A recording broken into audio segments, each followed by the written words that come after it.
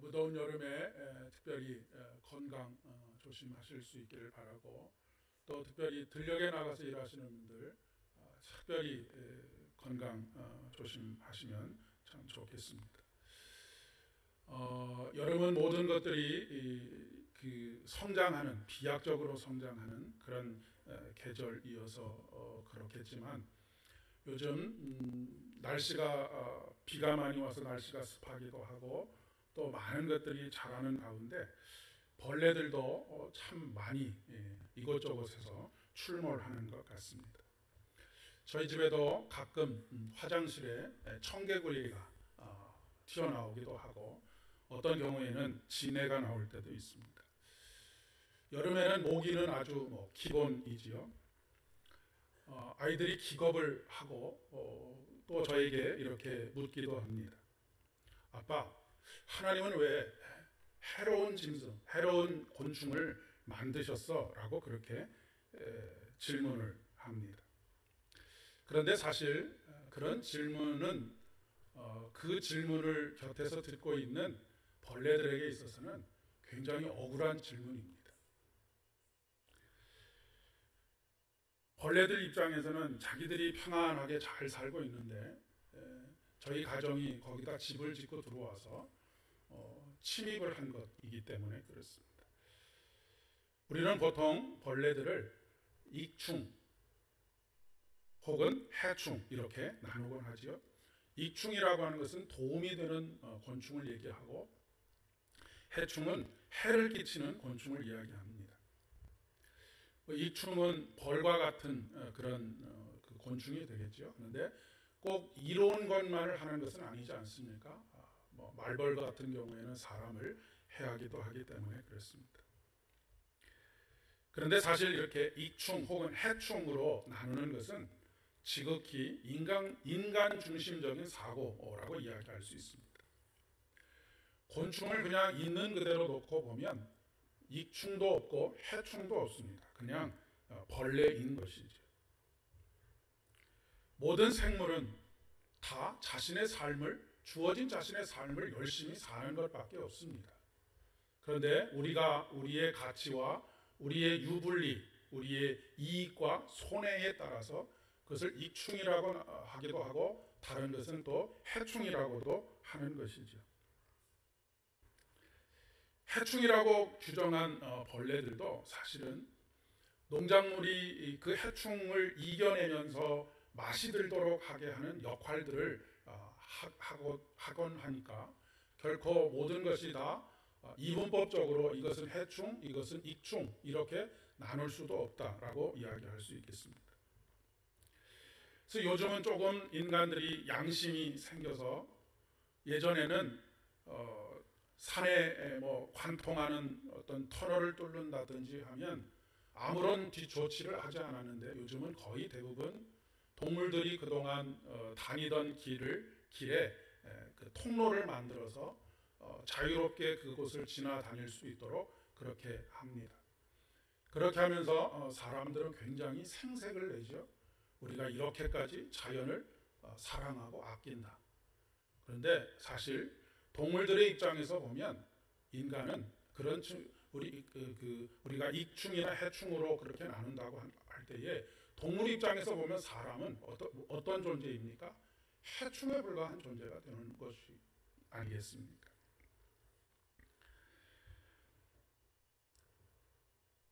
인간이 다른 모든 피조물들을 대할 때의 태도가 바로 이렇습니다.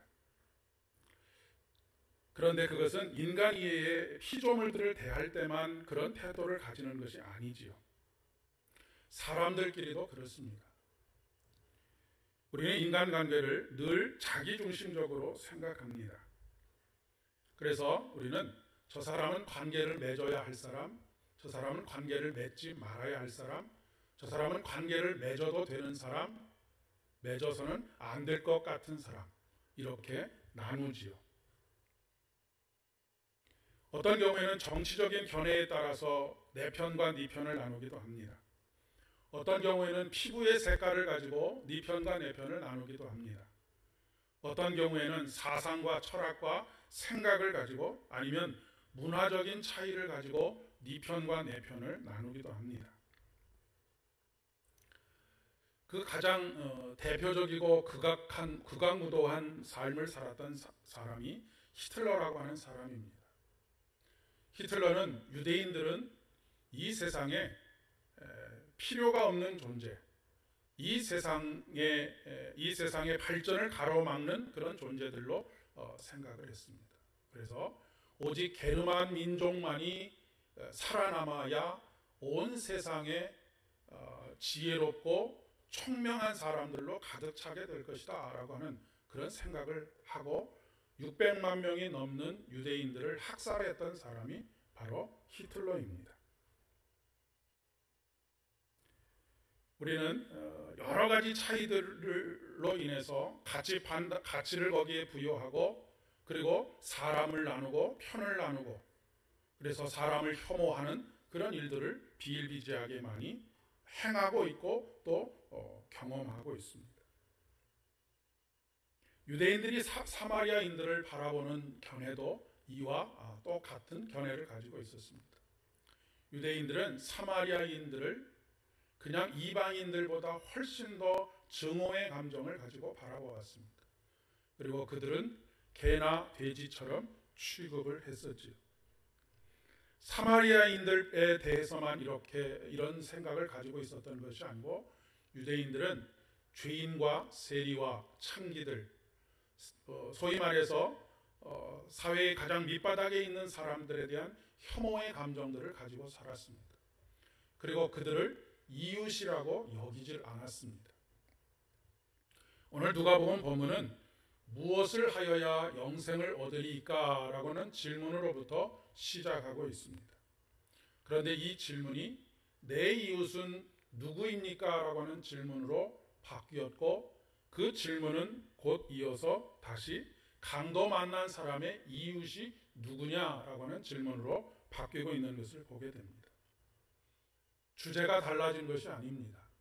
영생이라고 하는 주제를 가지고 예수님께 물었는데 예수님께서 전혀 엉뚱한 다른 이야기로 화제를 전환하는 것이 아니고 이 영생이라고 하는 것이 이웃 곧 관계에 있다라고 하는 것을 말씀해 주고자 하는 그런 본문이라고 이야기할 수가 있겠습니다.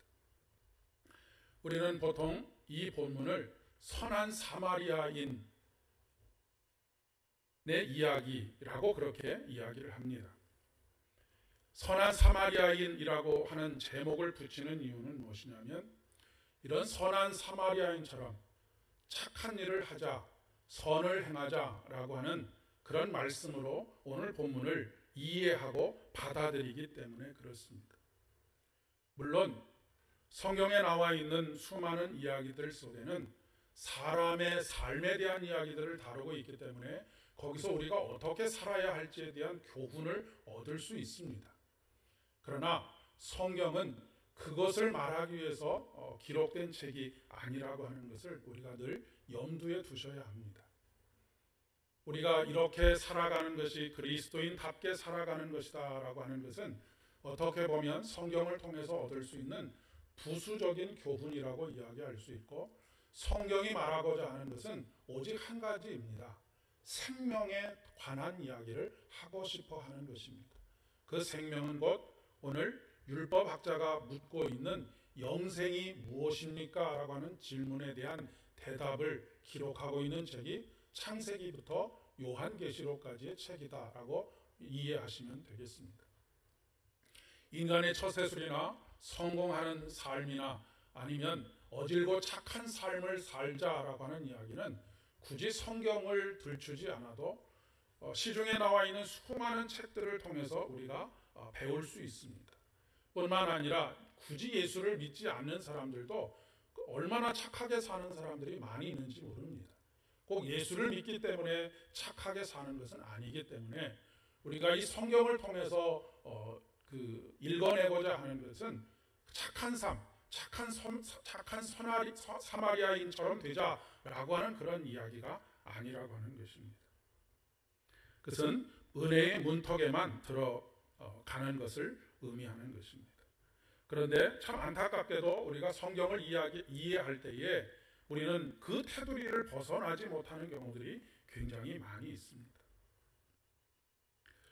여러분은 영생이 무엇이라고 생각을 하십니까?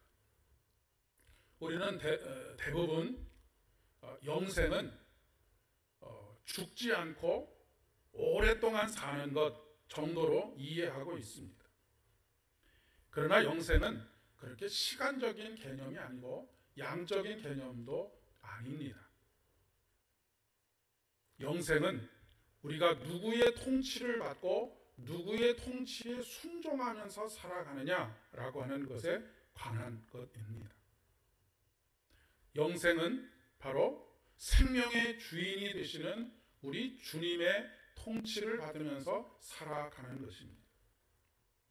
창세기에 보면 아담과 하와가 범죄를 한 이후에 하나님께서 어디에 가까이 할 수 없도록 만드셨느냐면 생명나무에 가깝게 오지 못하도록 하셨습니다. 생명나무에 가까이 오지 못하게 했다라고 하는 것은 무엇입니까? 생명과 멀어졌다, 분리되었다라고 하는 것을 의미하는 것입니다. 그것이 곧 무엇입니까? 죽음입니다. 하나님과 분리된 것, 생명의 영이신 하나님과 분리된 것이 죽음입니다. 그렇다면 반대로 생명의 영이신 하나님과 함께하는 것이 무엇입니까? 영생입니다.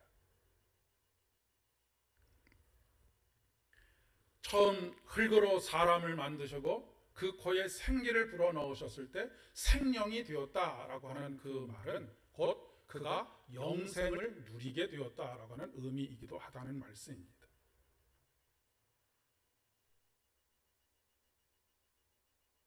하나님과의 관계가 끊어진 것은 영원한 사망, 그것이 곧 지옥입니다. 지옥은 죽어서만 가는 것이 아니라 현재도 하나님과의 생명의 관계가 끊어지면 그곳에서 바로 우리가 경험하게 되는 것은 지옥입니다. 지옥은 단순히 꺼지지 않는 불이 있는 곳이 지옥이 아니고 생명의 주님이 계시지 않는 곳이 지옥입니다. 그러니 우리는 예수 그리스도, 우리를 생명을 얻게 하신, 영생을 얻게 하시는 예수 그리스도와 함께, 그리고 그분을 믿는 믿음 가운데 살지 않는다라고 하는 것은 늘 사망, 곧 잠자고 있는 그런 존재들이다라고 하는 것을 이야기해 주는 것이죠. 다시 한번 영생을 정리하면 우리가 예수 그리스도를 믿음으로 하나님과 친밀한 관계를 다시 회복하는 것, 이것이 바로 영생의 상태라고 하는 것이죠. 그리고 그 하나님과의 사랑의 관계가 이웃 사랑의 관계로 확대되어 가는 것이 바로 영생의 삶을 사는 것이라고 이야기할 수가 있는 것입니다. 우리가 영생을 누린다라고 하는 것은 어떠한 신비한 경험을 하면서 사는 것을 생각하기 쉬운데 그렇지 않고 오히려 하나님께서 우리를 사랑하신 그 사랑을 경험하고 느끼고 확신하는 가운데 이웃과의 그 삶이 하나님으로부터 비롯된 사랑으로 관계를 만들어가는 것, 이것이 바로 영생의 삶을 살아가는 것이라고 하는 것입니다. 고린도후서 5장 18절의 말씀에 보면 모든 것이 하나님께로서 났으며 그가 그리스도로 말미암아 우리를 자기와 화목하게 하시고 또 우리에게 화목하게 하는 직책을 주셨다라고 말씀하고 있습니다. 예수는 화목의 종입니다. 화해의 종이신 예수 그리스도. 그러니 우리가 예수 그리스도와 함께 있을 때 우리는 화목을 이루어 갈 수 있게 되는 것이죠. 그것이 바로 이웃 사랑입니다. 이웃 사랑은 인간으로서 마땅히 해야 할 도덕적 윤리적 요구이기 이전에 바로 우리가 하나님의 사랑, 영생의 삶을 살아가는 것이라고 그렇게 이야기할 수 있다는 말씀입니다. 이것이 오늘 말씀이 영생에 대한 질문에서 하나님 사랑과 이웃 사랑으로 그 이해의 폭이 넓어지고 있는 이유입니다. 화목한 교우관계, 화목한 인간관계, 화목한 가정, 이런 관계들을 통해서 우리는 바로 영생을 경험하게 된다는 것이죠.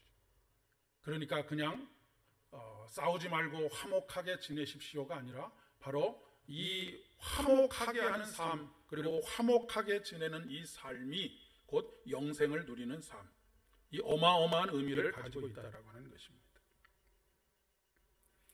율법교사는 내 이웃이 누구입니까? 라고 묻고 있습니다. 그리고 그렇게 묻는 이유에 대해서 그가 자신을 뽐내기 위해서 그렇게 질문하고 있다라고 하는 이야기입니다. 자기를 중심으로 이웃인 사람과 이웃이 아닌 사람을 지금 구분하고 있는 것이죠.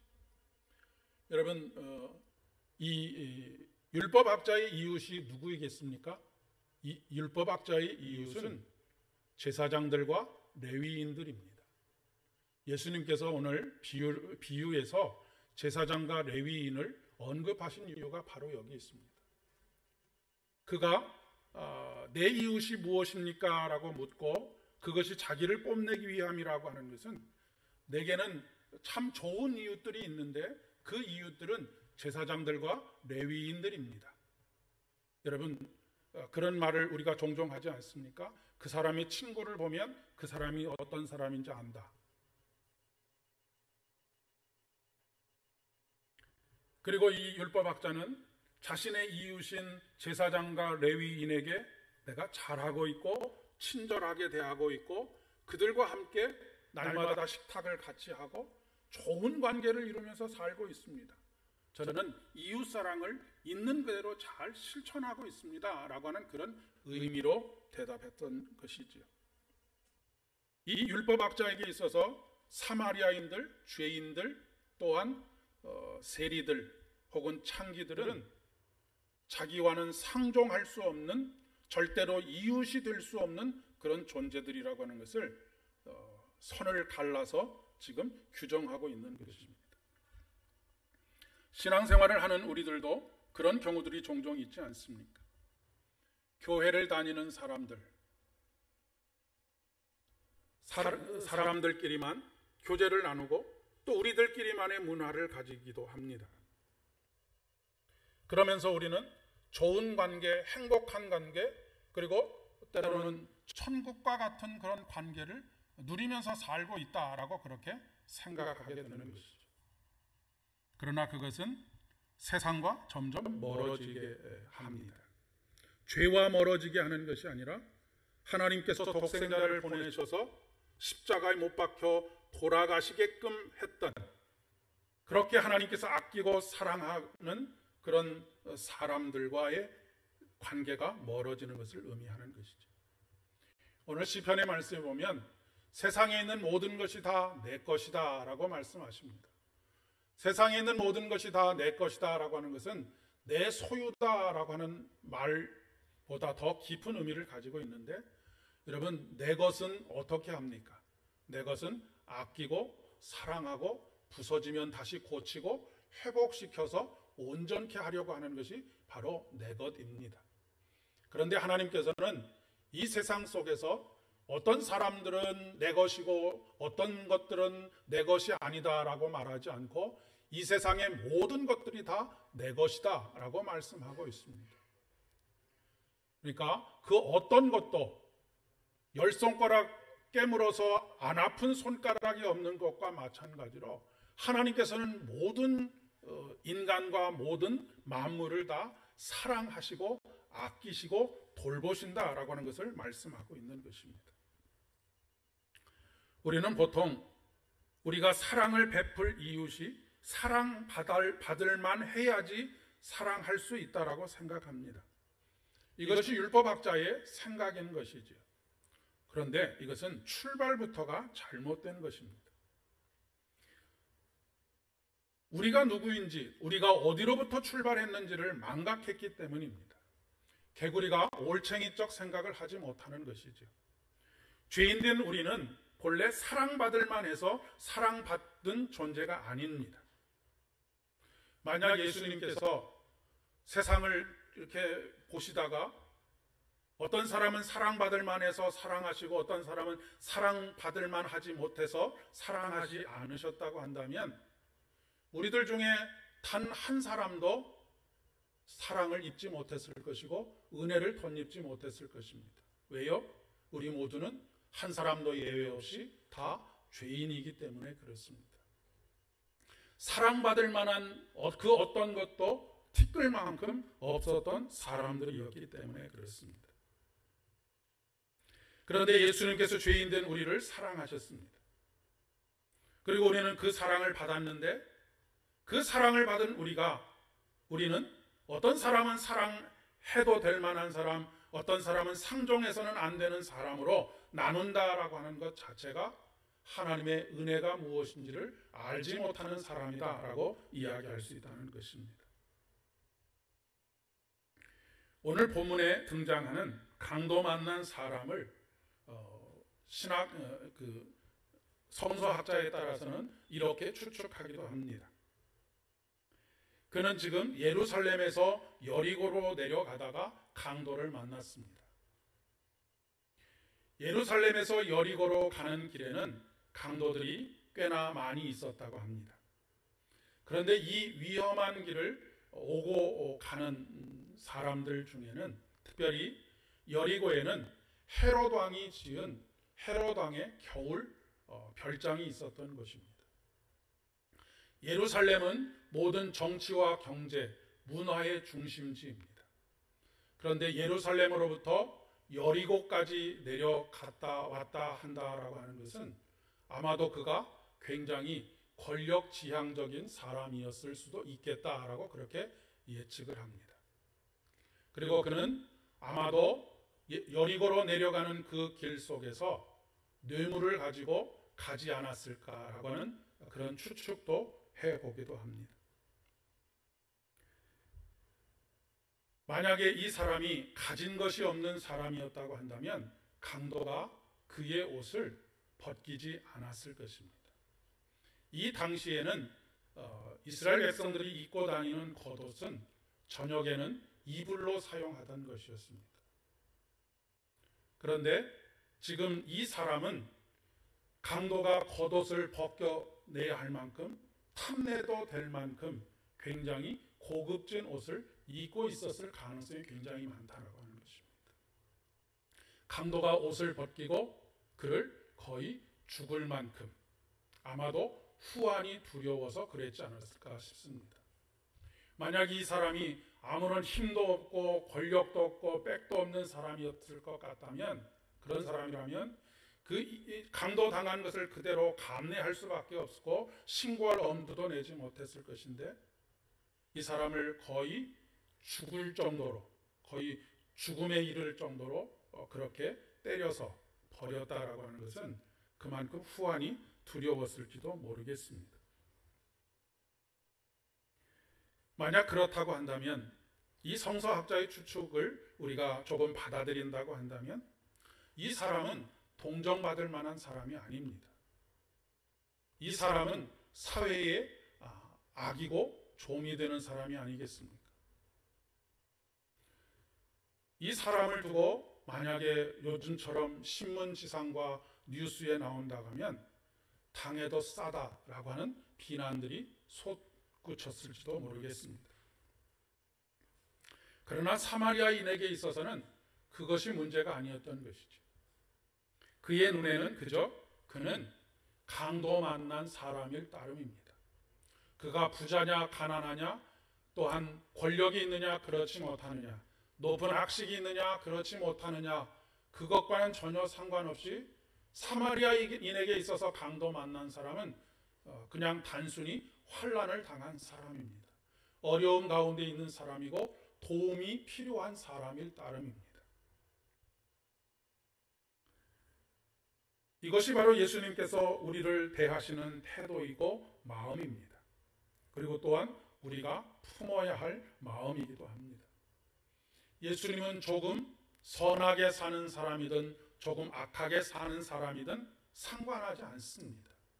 상관하지 않는다라고 하는 것은 죄를 그대로 방치한다라고 하는 의미가 아니라 그 사람에게 구원이 필요하냐 필요하지 않느냐가 중요한 것이지, 그 사람이 얼마나 좋은 사람이냐 그렇지 못한 사람이냐가 중요한 것이 아니다라고 하는 것이고, 뿐만 아니라 거기서 한 걸음 더 나아가서 예수님께서는 나는 누구를 위해서 이 땅에 오셨다고 말씀하셨습니까? 죄인들을 위해서 이 땅에 오셨다. 왜요? 죄인들에게 구원이 필요하기 때문입니다. 환자에게 의사가 필요한 것처럼 죄인들에게는 구원자이신 예수 그리스도가 필요하기 때문에 그런 것이죠. 예수님께서 공생의 3년 동안 죄인과 세리와 창녀들을 친구로 대하시고 식탁 공동체를 이루신 이유입니다. 그런데 우리는 이러저러한 이유로 사람을 같이 판단하고 그 사람에 대한 혐오를 아주 서슴없이 내뱉는 경우들이 얼마나 많이 있는지 모르겠습니다. 예수님의 관심은 오직 그 사람에게 구원이 필요하냐 하는 것입니다. 세상의 모든 인간은 예수님의 구원이 필요합니다. 단 한 사람도 예외 없이 죄인이기 때문입니다. 그렇기 때문에 앞서서 말씀드린 것처럼 오늘 본문은 선한 사마리아인의 이야기라고 그렇게 제목을 붙여서는 안 된다라고 생각합니다. 그것이 초점이 아니기 때문에 그렇습니다. 착한 일을 했다가 아니라 중요한 것은 바로 어떤 사람이든 이웃으로 받아들이는 것입니다. 이웃으로 환대하는 것이죠. 그런데 사실 이런 일들은 우리에게 불가능한 일입니다. 우리는 언제나 사람을 대하든 사물을 대하든 가치 판단을 할 수밖에 없기 때문에 그렇습니다. 로마서 12장의 말씀에 보면 우리에게 사도 바울이 이렇게 권면합니다. 할 수 있는 대로 서로 화목하라라고, 모든 사람과 화목하라라고 말씀하십니다. 그러면 우리는 이 말씀을 우리 중심으로 읽으면, 그래, 성경에서도 할 수 있는 대로라고 이야기하지 않았느냐? 내가 할 수 있는 만큼만 노력하면 된다라고 하는 말씀으로 들으면 곤란합니다. 우리는 늘 사도 바울이 고백한 그 고백의 터 위에서 우리의 삶을 살아가는데, 그것이 뭐냐면 할 수 있거든이 무슨 말이냐? 믿는 자에게는 능치 못할 일이 없느니라. 바로 생명의 주님 안에서 우리가 이 모든 일을 감당할 수 있다. 그러니까 우리가 착한 일을 하는 것도 중요하지만 그 착한 일을 하게 하시는 분이 누구이시냐 하는 것이 훨씬 더 중요한 것입니다. 사도 바울은 우리에게 이렇게 권면합니다. 너희 안에 이 마음을 품으라. 곧 그리스도 예수의 마음이니 그는 근본 하나님의 본체시나 하나님과 동등됨을 취할 것으로 여기지 아니하시고 오히려 자기를 비워 종의 형체를 가져 사람과 같이 되셨다.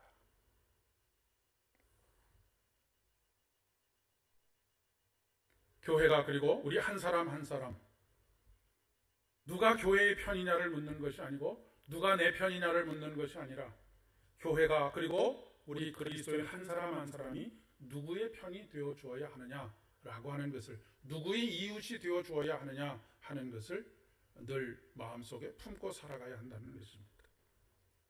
이런 마음이 바로 측은지심의 마음입니다. 불쌍히 여기는 마음, 긍휼히 여기는 마음. 저도 한참 혈기가 왕성할 때에는 누군가를 미워하는 마음, 정치적인 견해가 다르거나 아니면 눈살을 찌푸리게 하는 행동을 하거나 하는 그런 모습들을 보게 되면 마음속에 끓어오르는 분노들이 있었습니다. 그리고 그런 것들이 표현되는 때도 있었는데, 요즘은 그런 사람들을 보면 볼수록 분노가 끓어오르는 것이 아니라 참 측은한 마음이 듭니다. 불쌍한 마음이 듭니다. 저 아까운 인생을 어떻게 저런 일에 소비하면서 살고 있을까? 어떻게 하면 저곳에서 끄집어내 줄 수 있을까? 이런 마음들이 드는 것이지.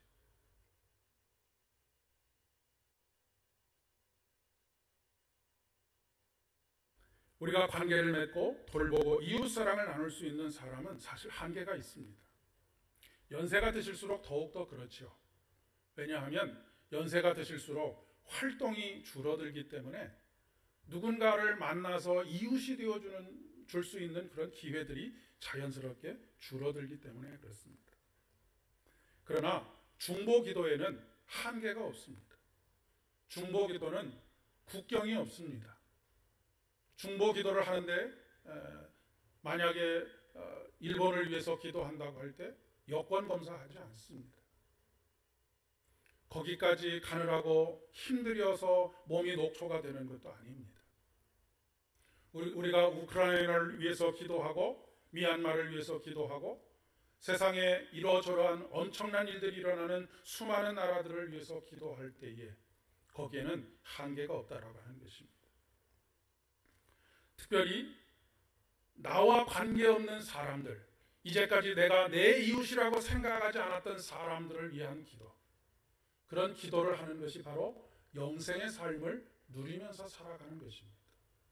하나님의 사랑이 사도 바울이 너무나 힘들고 어려워서 더 이상은 내 입으로 복음을 전하지 않겠다고 예레미야가 그런 심정으로 이야기했을 때, 그러나 밑에서 끓어오르는 하나님의 사랑으로 그것을 이야기하지 않을 수 없었던 그런 마음을 가지게 되는 것이죠.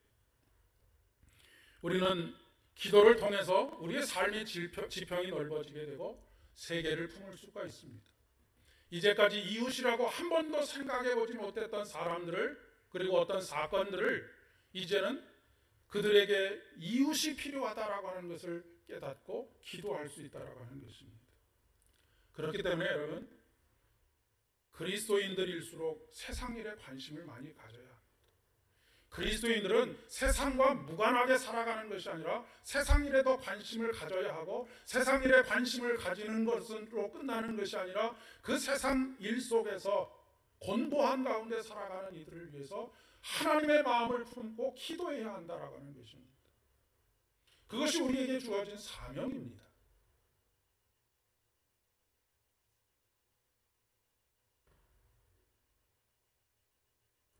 사랑하는 여러분, 하나님의 사랑과 이웃 사랑을 통해서 이번 한 주간도 영생의 삶을 누리며 살아가실 수 있기를 진심으로 축복합니다. 하나님의 사랑을 품은 여러분들이 가는 곳마다에, 일하는 곳마다에, 만나는 사람들마다에 여러분이 그들을 이웃으로 환대하고 화해의 복음을 삶으로 드러내며 곤고함 가운데 있는 그들을 위로하고 다시 일으켜 세우는 것, 그것이 바로 예수님께서 하신 일이고 예수님께서 우리에게 부탁하신 일입니다. 화목하게 하는 직책이라고 하는 것이 바로 그런 것이죠. 앞서서 찬송했지만 예수님은 누구신가? 우는 자의 위로.